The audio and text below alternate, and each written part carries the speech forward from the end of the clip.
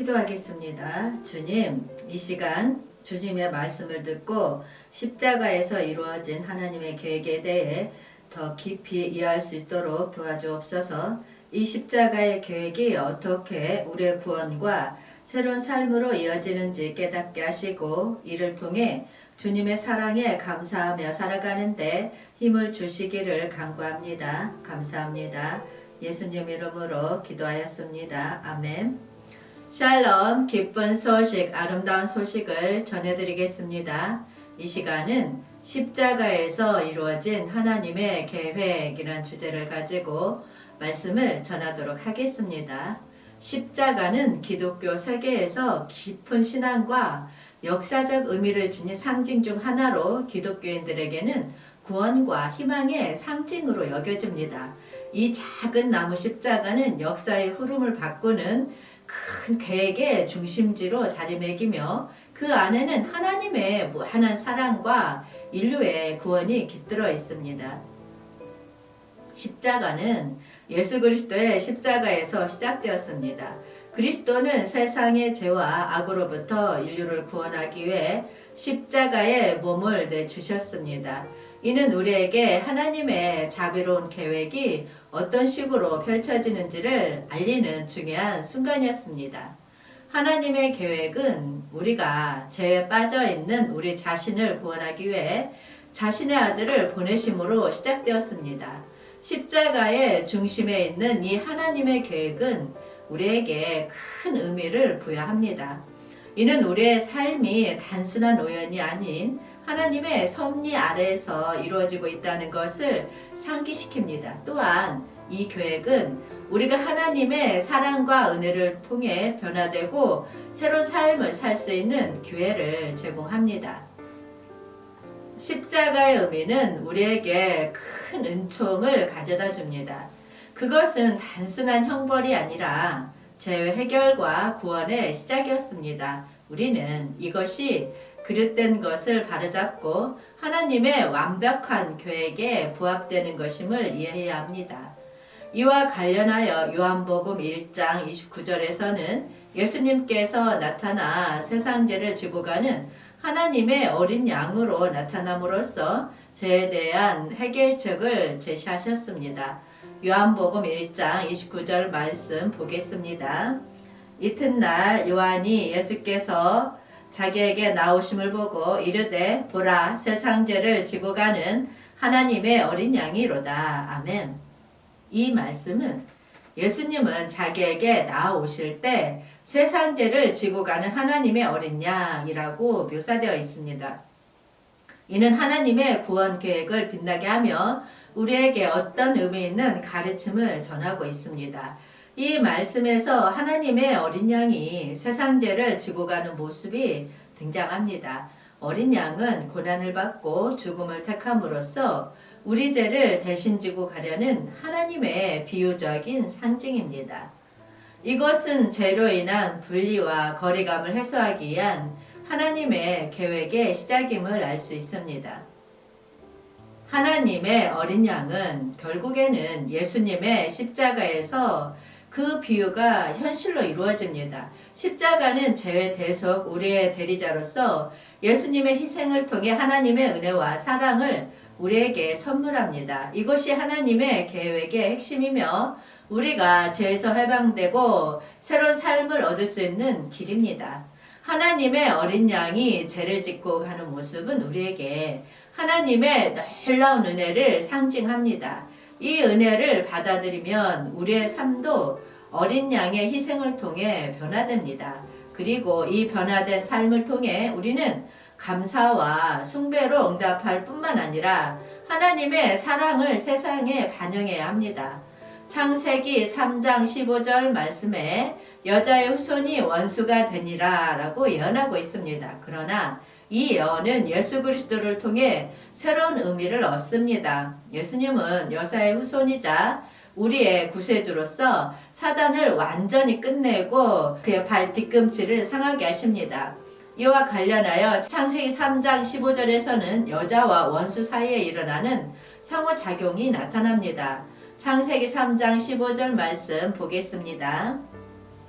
내가 너로 여자로 원수가 되게 하고 내 후손도 여자의 후손과 원수가 되게 하리니 여자의 후손은 내 머리를 상하게 할 것이요 너는 그의 발꿈치를 상하게 할 것이니라 하시고 아멘.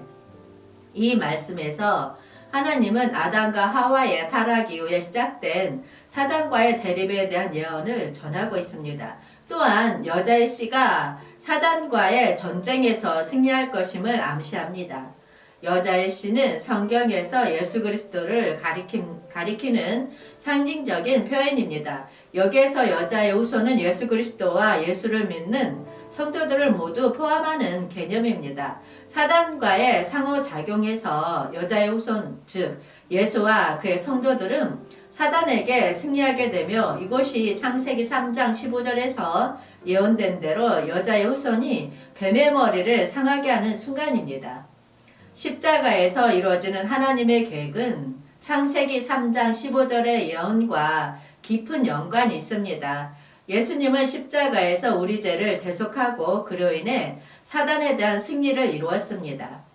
예수님의 십자가는 사단과의 전쟁에서 최종적인 결전을 이끌어냄으로써 여자의 후손이 뱀의 머리를 상하게 하는 고난스러운 그러나 무한적인 계획의 일환입니다. 또한 사단의 권세를 꺾고 인류의 구원을 이루는 중요한 순간입니다. 예수님의 피와 속죄의 역사는 창세기에서 예언된 여자의 후손이 사단을 이기는 계획의 핵심이었습니다. 창세기 3장 15절의 예언과 십자가에서 이루어진 하나님의 계획은 결국은 사단의 패배와 인류의 구원으로 이어졌습니다. 여자의 씨와 예수 그리스도의 역할은 우리에게 죄와 사단과의 싸움에서 해방을 약속합니다. 그분은 우리의 원수와의 전쟁에서 우리를 지켜내고 새로운 희망과 삶을 약속하고 있습니다. 우리는 예수 그리스도 안에서 찾는 구원의 힘을 통해 죄악과 사단의 속박에서 해방될 수 있습니다. 이와 관련하여 갈라디아서 3장 16절에서는 아브라함과 그의 자손에게 향하는 약속에 주목했습니다. 갈라디아서 3장 16절 말씀 보겠습니다. 이 약속들은 아브라함과 그의 자손에게 말씀하신 것인데 여럿을 가리켜 그 자손들이라 하지 아니하시고 오직 한 사람을 가리켜 내 자손이라 하셨으니 곧 그리스도라. 아멘. 하나님의 약속은 창세기에서 아브라함과의 특별한 관계에서 시작되었습니다. 이 약속은 아브라함이 하나님에게 순종하고 그의 땅을 떠나도록 명령받은 시점에서 나타났습니다. 그 약속은 하나님은 아브라함과 그의 자손에게 특별한 땅을 주겠다는 약속을 하였습니다. 또한 이 약속은 아브라함과 그의 자손을 하나님의 특별한 백성으로 만들어 주겠다는 것을 포함하고 있습니다. 또 다른 중요한 내용은 아브라함의 후손을 하늘의 별처럼 번성시키겠다는 약속입니다. 아브라함과 하나님 사이의 이 약속은 하나님의 축복과 인도하심의 원천이 되었습니다. 이 약속은 그리스도를 통한 새 언약으로 이어지며 이것은 우리에게 영원한 축복과 구원을 제공합니다. 이 말씀에서 사도 바울은 아브라함에게 하나님이 한 약속이 여러 자손에게 퍼지는 것이 아니라 오직 한 사람인 그리스도에게로 수렴된다고 강조합니다. 이는 율법이나 다른 외부적인 요소와는 별개로 오직 그리스도를 통해 약속이 완전히 이루어진다는 믿음을 강조합니다. 사도 바울은 이미 이전에 율법이나 선행만으로는 온전한 구원을 이룰 수 없다고 강조합니다. 아브라함에게 이루어진 약속이 율법 이전에 세워진 것이라는 것은 외부적 요소에 의존하지 않은 것을 나타냅니다. 이로써 율법의 한계를 극명하게 보여주며 오직 그리스도를 통한 믿음의 의견 수렴함을 중요함을 강조합니다. 이 말씀에서 사도 바울은 아브라함의 약속이 그리스도를 통해 완전히 이루어진다고 주장합니다. 이것은 그리스도의 역할이 약속의 완전함을 이루는 것에 필수적인 것을 나타냅니다. 그리스도의 의견을 수렴함으로써 진정한 약속의 축복이 이루어진다는 것이 바울의 중요한 이야기입니다. 사도 바울은 구원이 율법이나 선행에 의해서 이루어지는 것이 아니라 오직 하나님의 은혜와 약속에 의해서 이루어진다고 설명합니다. 그리스도에게로 수렴함으로써 우리는 완전한 은혜와 약속의 구원을 받을 수 있게 됩니다. 바울의 강조는 신약 언약의 중심이 그리스도에게로 수렴하는 데 있다는 것입니다. 이는 예전 언약의 끝이 그리스도를 향해 있다는 의미이며 이제는 그리스도를 통해 완전한 구원이 가능하다는 것을 보여줍니다. 사도 바울은 아브라함의 약속이 오직 그리스도에게로 수렴함으로써 완전히 이루어진다고 강조함으로써 그리스도를 통한 은혜와 약속의 중요성을 명확히 전하고 있습니다. 이것은 율법에 의한 구원이 아닌 믿음에 의한 구원의 원칙을 강조하는 중요한 교훈 중 하나입니다. 다윗의 시인 그리스도는 하나님의 약속 중에서도 특히 다윗에게 한 약속을 통해 나타납니다. 성경 구절인 마태복음 1장 1절과 로마서 1장 3절은 그리스도의 계보가 다윗의 시에 의해서 나온다는 것을 명확히 밝히고 있습니다. 다윗의 시에 의해 오는 그리스도는 하나님의 나라에서 통치할 예정이며 이것은 예수님의 십자가에서 이루어진 하나님의 구원 계획과도 연결되는 것입니다. 마태복음 1장 1절 말씀 보겠습니다. 아브라함과 다윗의 자손 예수 그리스도의 계보라. 아멘.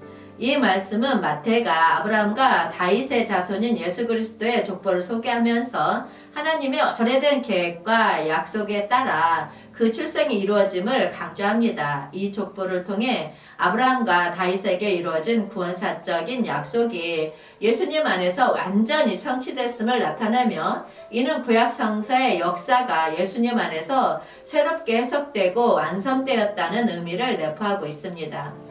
아브라함과 다윗에게 이루어진 구원사적인 약속이 예수님 안에서 완전히 이루어졌음을 족보를 통해서 확인합니다. 하나님의 오래된 계획과 약속은 예수님의 등장으로 최종 완성이 되었습니다.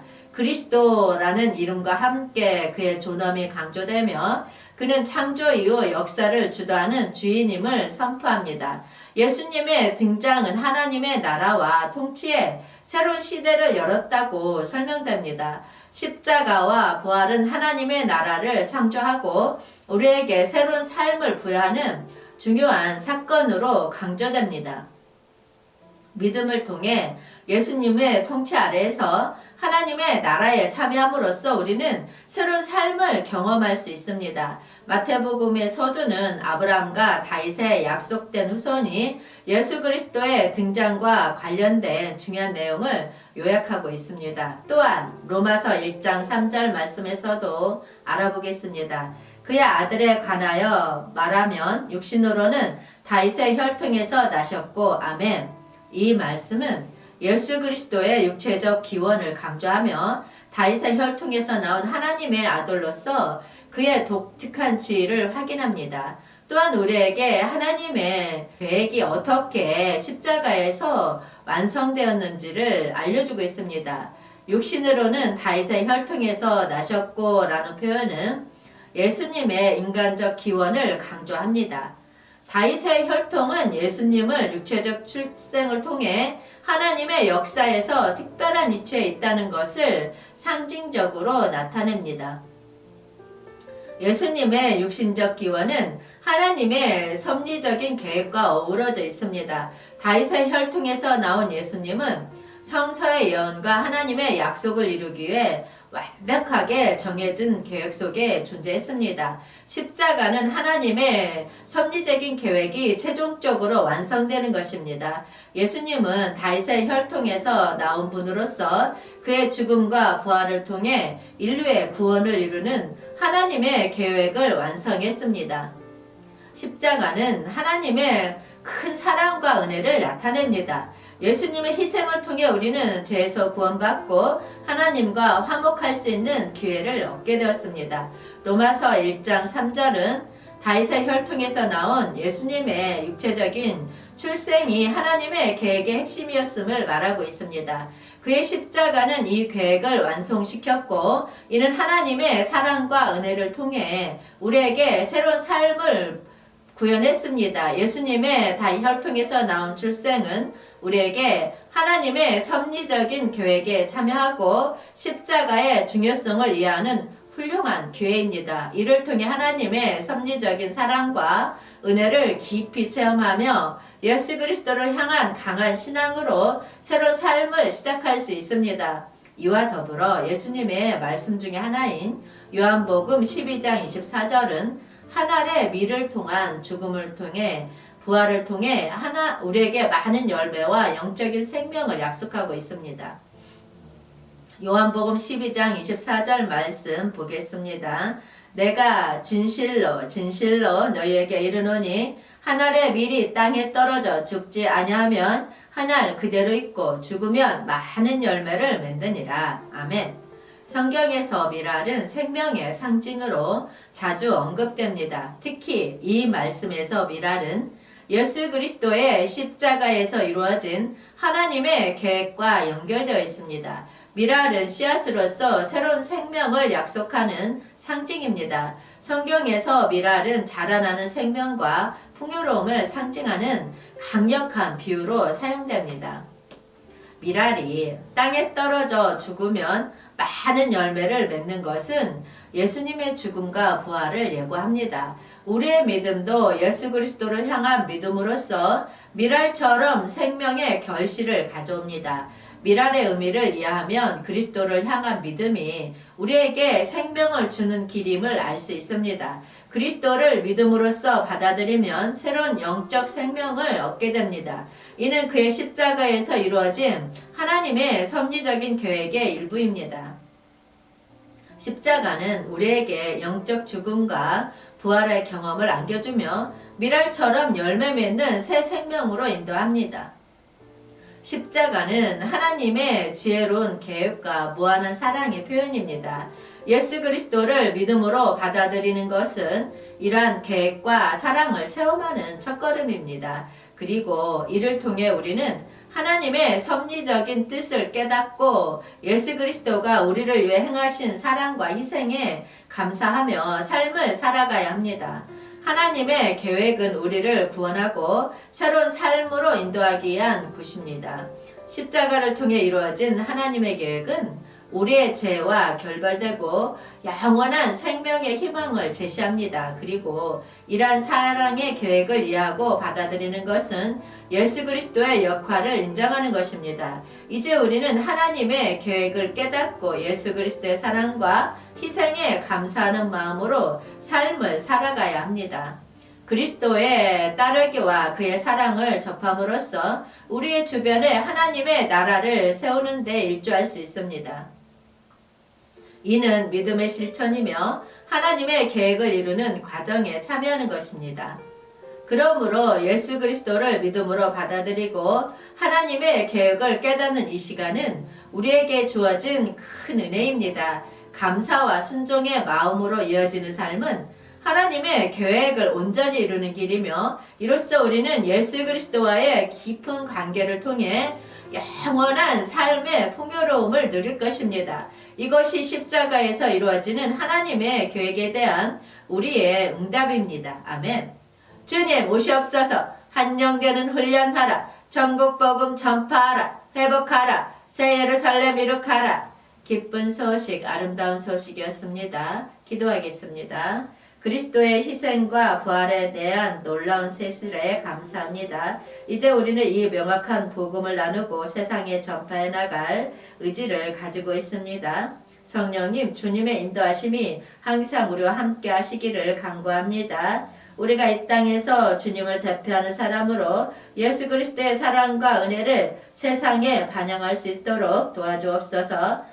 하나님 나라를 세우는 데 일조할 수 있도록 우리에게 힘을 주옵소서. 감사합니다. 예수님 이름으로 기도하였습니다. 아멘.